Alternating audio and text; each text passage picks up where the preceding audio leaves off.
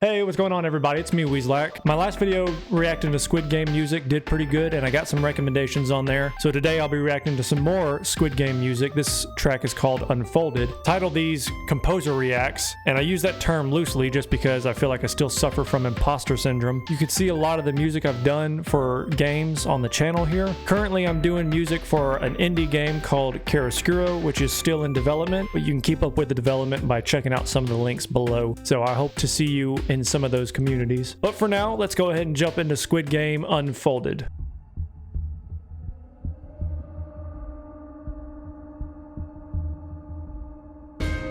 Jesus. Okay.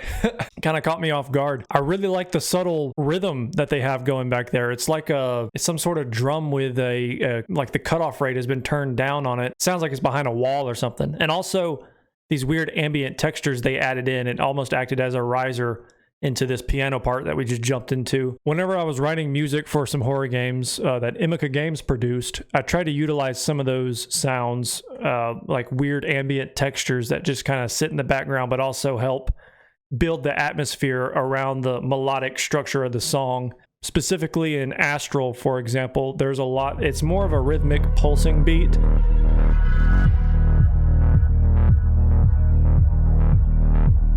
But I've sprinkled some textures throughout it.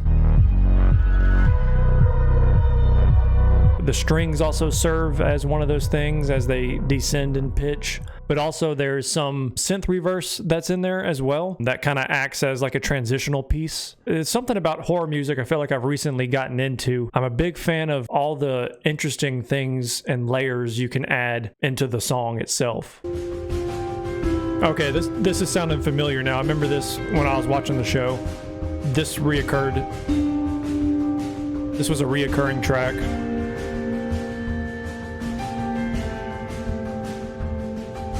I could have swore I heard some sort of like string articulation in this one section.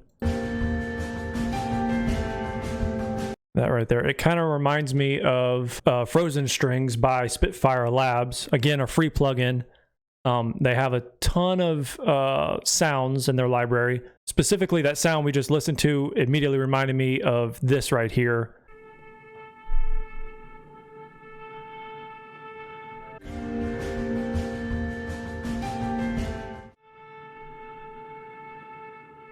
Very subtle noises like that help layer and add interesting detail to the track. And then what did we jump into after that? Yeah, there's like I heard a guitar strum there, so now we got not only a snare drum, piano, but we also introduced a guitar and I think some strings as well.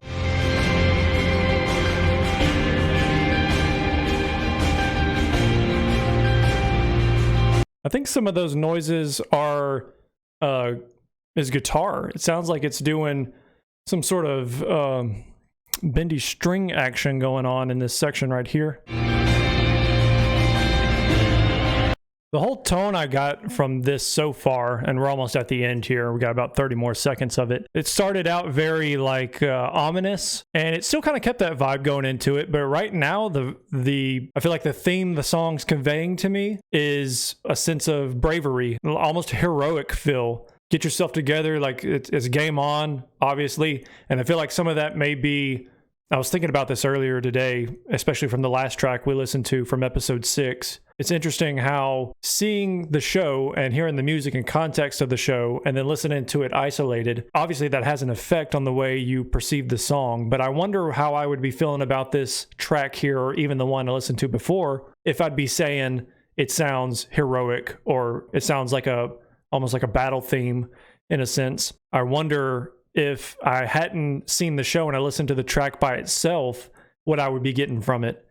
And it's just an interesting way to view music in movies and TV shows is whenever you're watching it in the moment, you hear the music along with context of the scene. Then you go listen to the music by itself, and a lot of the times I'm attaching those characters' emotions to the track or whatever was happening, and it feels like it's reinforcing all that. Whenever I go listen back to anything from Prisoners, I get this sense of dread and mystery and feeling defeated. All the feelings that Hugh Jackman's character was feeling at the time. Very dark and ominous. I mean, I guess I would argue that even if I never saw Prisoners and I listened to the soundtrack, that I would still be feeling those things, or at least I would see that that's what they were trying to get across. I don't know. Something I often wonder. That was kind of a rabbit trail I just went down.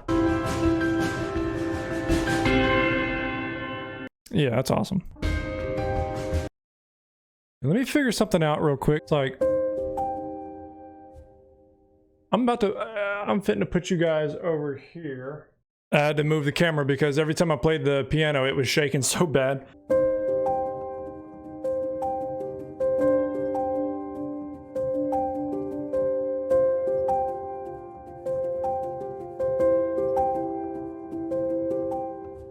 That's not it, but it has a very strange pattern. I listened to it back a few times and I'm like, I cannot get the pattern down. It's interesting the way that they're working this this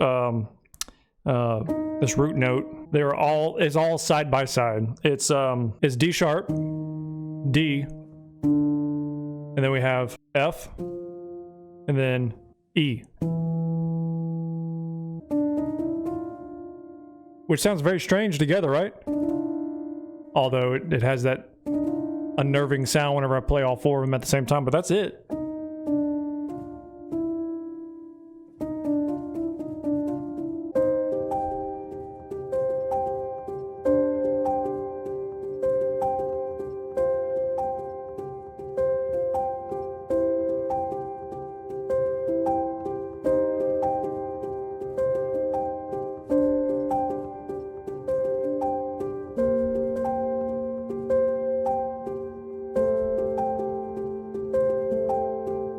Something like that. I know they go down to these last two notes on the second round. I don't know. I'm a big fan of it. Whenever I started writing music, something I would do is cover songs I was a fan of. And a lot of the times, those songs did not have tabs out, such as the Dragon Ball Z soundtrack, which I'll try to remember to add that link in the description or in the pinned comment or something. I have a whole playlist of Dragon Ball Z songs that I covered from the English dub. But none of those really had any reliable tabs on it. I had to learn it all by ear. So I took the song, put it in my DAW, which you see here.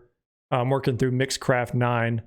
And I would stretch the audio out to slow it down, and I would try and listen to each instrument and find the notes that they were playing. And I would do that for the drums and for the bass and all that.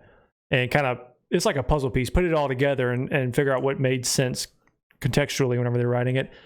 All that to say that I tried to cover songs that I liked listening to and that I was a fan of, because it helped me pick up on techniques that I probably would not have discovered just by myself if I was in my own bubble in a vacuum just writing stuff. And that's not to say that it's a bad thing that other people's work has influence on your own. There's obviously a difference between ripping someone off and taking inspiration from somebody.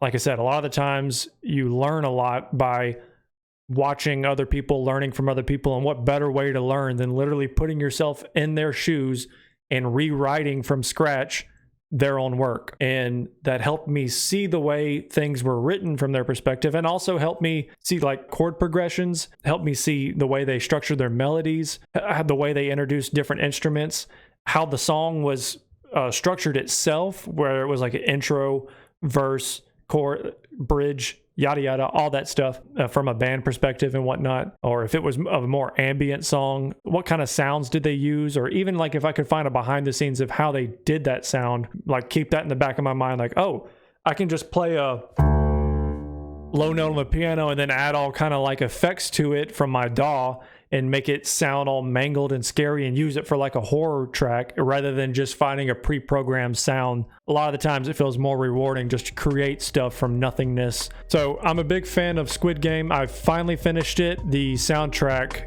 was definitely stood out to me. If you have any other recommendations of some music you'd like me to react to from TV shows, from movies, whatever recommendations you have, drop them in the comments down below. Thank you for spending time with me and checking this video out, and I'll see you in the next one.